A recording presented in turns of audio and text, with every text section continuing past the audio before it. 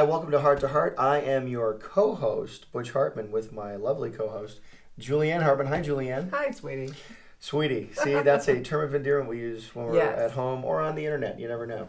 Hey, so today's Heart to Heart episode is talking about the power of the internet and the power of a certain aspect of the internet is YouTube. Yes.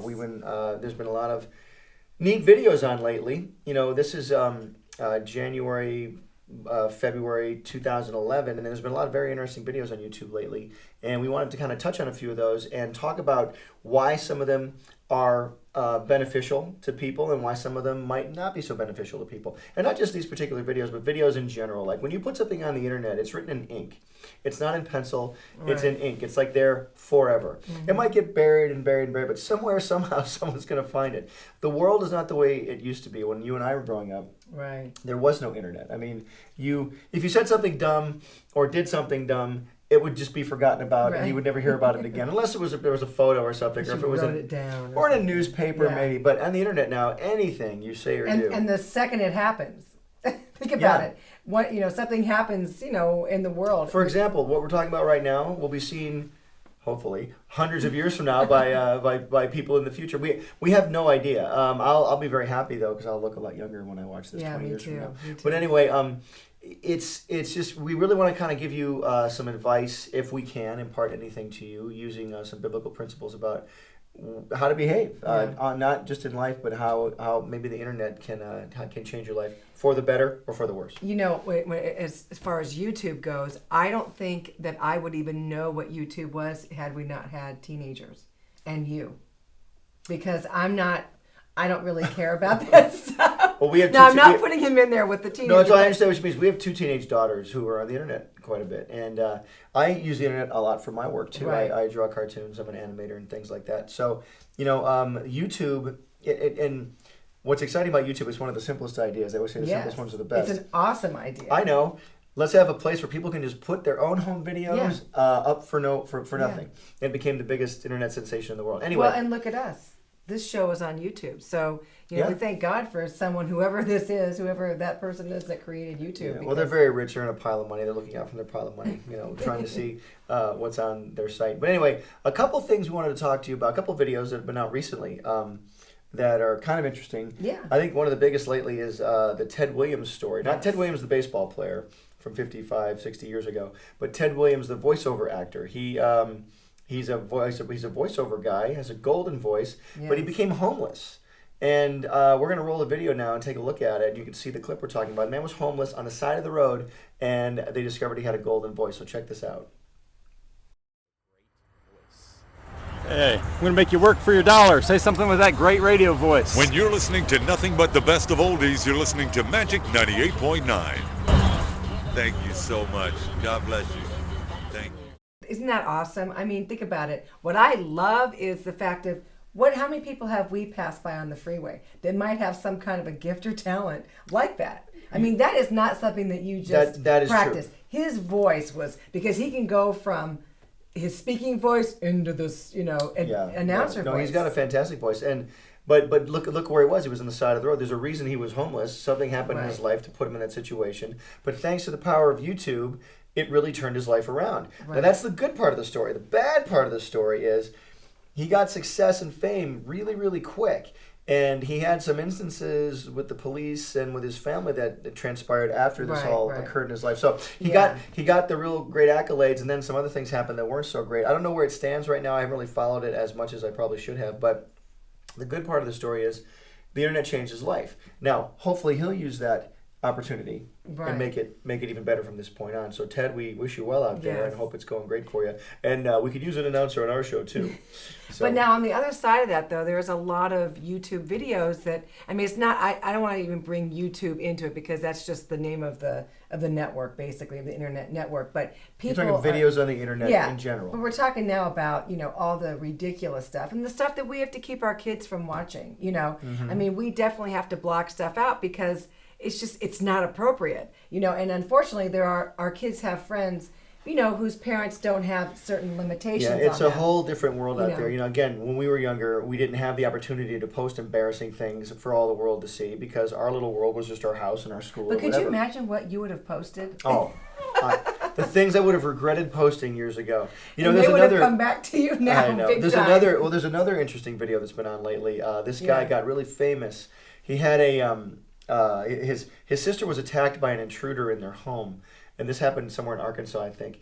And this guy Antoine Dodson was the brother of the girl that was attacked, and he had a news interview. The news came out to interview him about the situation, so he got in the camera's face, and here's kind of what happened. The woman, the victim, tells us that a man broke into her house and tried to rape her. Her brother went in and he tried to help her out, but the man got away, leaving behind, though, evidence of his visit. Kelly Dodson was asleep with her little girl inside their apartment on Webster Drive when I was attacked by some idiot from out here in the projects. Dodson says her attacker used a garbage can to climb onto the unit's ledge, open the upstairs window, and then he got in bed with her. He tried to rape me. He tried to pull my clothes off. Dodson struggled with her attacker, knocking over items in her bedroom. Antoine Dodson heard his sister scream and ran to help. Well, obviously, we have a rapist in Lincoln Park. He's climbing in your windows. He's snatching your people up, trying to rape them. So y'all need to hide your kids, hide your wife, and hide your husband because they're raping everybody out here. The attacker got loose and went out the upstairs window, but he did leave something behind. We got your T-shirt. You done left fingerprints and all. You are so dumb. You are really dumb, for real. A crime scene investigator photographed and dusted for prints on the lid of the garbage can and the window pane and ledge. Dodson says he's never seen the perp before, but sends this warning to whoever is responsible. You don't have to come and confess that you did it. We're looking for you. We gonna find you. I'm letting you know now, so you can run and tell that, homeboy. And then after that, someone saw that video and made a song out of it, and here's the song. Well, obviously, we have a rapist in Lincoln Park.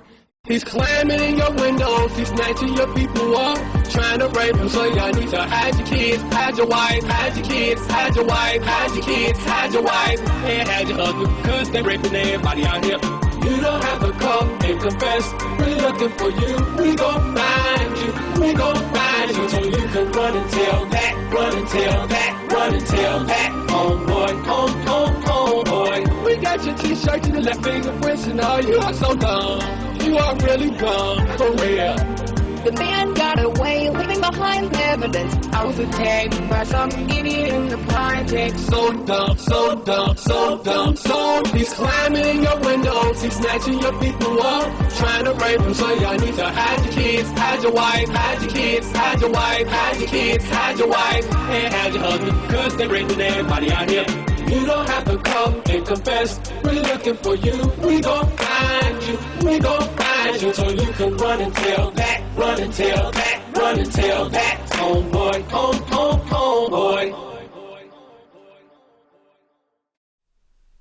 Now that song is very funny. Yes, It's a it is. very And you know funny what? song. Who would have, I mean, think about it. Would you have sat with your friends and watched it and kind of, made jokes about it? What do you mean, the And- song? Yeah, I know. Before the song came out, the way he's a character. Oh, he's a know? natural kid. But And now that guy now has commercials. Oh, I know. He's been on the George I Lopez know. show. He's been on all these talk shows. He is suddenly a star. And he looks great. He's got like the most amazing boots on. Yeah, I don't know if I would. I don't know if I. Not maybe for you, sweetie, but definitely Yeah. he's got some... He's doing this commercial right now for this iPhone application where you can actually hold it up to people, and the app goes off their cell phone, and you can tell if they are a criminal or not. Wow. It'll alert you because I guess if you're a sex offender or something like that, you have to register, and it goes into your database, and I guess it's on their phone or something. But this application alerts them. Right. And so here's the commercial that this guy did for the. I don't know what the app is called, but check it out. Antoine Dodson doing the application thing. Are you still hiding your kids, hiding your wives, and hiding your husbands? Well, help is on the way. Antoine Dodson here for the revolutionary sex offender tracker app. Now you and your peeps can be aware of any of those nasty bed intruders in your hood. Here's how it works. You see those little red dots? Yeah, those are the registered sex offenders. Let's get out of here. Basically, if these people done bad and they're near your pad, the sex offender tracker's gonna show you where they're at, and it's as simple as that. You can use it in the hood, use it in the park, use it at your grandma's house. You can use it on a plane, you can use it in the rain. It does not matter. The tracker works anywhere. Very, very interesting. Yeah, see, and that's what's awesome is that people can get famous now. We don't have to really rely on those, all the networks and working hard. They're turning us down. Or working hard or trying to do anything. You just have to be on the news and suddenly you're a star. So I guess what I'm trying to say, what we're attempting to get across here is really be careful what you do, because again, there's some other videos out there that aren't so great that where people aren't really portrayed in a great light. Right. And I mean, that we were just looking. There's like gang fights. There's X-rated stuff. There's just let me call my girlfriend and let's put it on YouTube. I mean, it's just silly stuff. Stuff that like you're just bored. There's also kids trying to hurt themselves doing stunts and things like that, and they end up getting hurt. But again, remember what you put out there on the internet is going to be seen forever by somebody. So if you want to run for office sometime in the future, if you ever want to have a career where people take you seriously, just be careful what you put out there. And you know what else too, sweetie, is that our daughter is she's in 10th grade, so we're starting with the college stuff, and their counselors have said watch what you put on YouTube or anything on the computer, because if you're applying for a college and it's one of those big ones, they're going to look in your Facebooks and your MySpaces. Yeah, they will. YouTube. Yeah, think about it, they can't have somebody doing a striptease or something like that, and then getting into the school. And in fact, that reminds me, Facebook too is another one. Facebook is one of the greatest sites in the world that could be used for so many great things, but people misuse it and do embarrassing things, and it will haunt you for the rest of your life. So I guess we're just really, really wanting to get across the fact that you really got to be careful what you put out there on the internet. Like, hopefully I won't hate this shirt I'm wearing someday. But really watch yourself, and if you can, do anything to help uplift somebody. Yeah, uplift somebody. To help somebody. I mean, it's like there's an old comic book expression, I'm going to use my power for good. You can use the internet to help people as opposed to hurt people. That's definitely something that can be of benefit to others, I think. Benefiting them.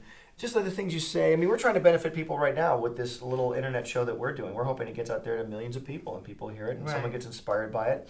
But that's the whole key, is that, we're so much into this, doing this crazy stuff to make us laugh. It's like those movies, I don't want to say the other word, but those movies that they did. There's a movie out that's. You can say it's the Jackass movies where these guys hurt each other. They hurt themselves. Right. Yeah. So that, to me, I know that people think that's. Well, Jackass is an animal. It's an animal. It's a donkey. You can say that, but just make sure the Bible says that to whom much is given, much is required. That's right. When you are given the power of the internet to really do whatever you want to do on it, and people will listen, you really got to be responsible for what you say and what you do. A lot's required of you, so just be smart out there with the power of the internet. Yes, and also too, like he was saying, how it's going to haunt you, but it will, because when you're like 15 or you're 20, you're probably not going to have the same values as you're going to have when you're 40. And now you've done something, and now 20 years later, you've got kids. And there are certain things maybe you don't want your kids to see or to know about. I mean, all these people who do these movies and things that have done, racy movies and raunchy movies when they were younger, but now they have kids, they don't want them to see them. Exactly. We really definitely watch out for that sort of thing. Just, I guess, think twice before you do something on the internet. And we have our foundation scripture we're going to close with right now. If you have a Bible, it's in the book of Hebrews, chapter 10, verse 24. And let us consider one another in order to stir up love and good works. What that basically means is just watch out for each other. Watch out what you're doing. Watch out if it's going to hurt anybody else. Watch out if it's going to be a detriment to somebody else, or if it's going to, cause someone pain. You don't want to cause somebody pain, because believe me, there are videos out there, things people say on the internet that really cause people pain. Yes. Make somebody have a good day instead of a bad day. That's it. Yeah. I think you got it. Hey, there we go. And I guess we're going to close. You want to close? The big closing? Oh, no, you can do it. Okay, I'm going to have to man this up a little bit. From my heart to yours, this is Butch Hartman and Julianne Hartman. That's right. Saying thanks for watching. And we'll see you soon.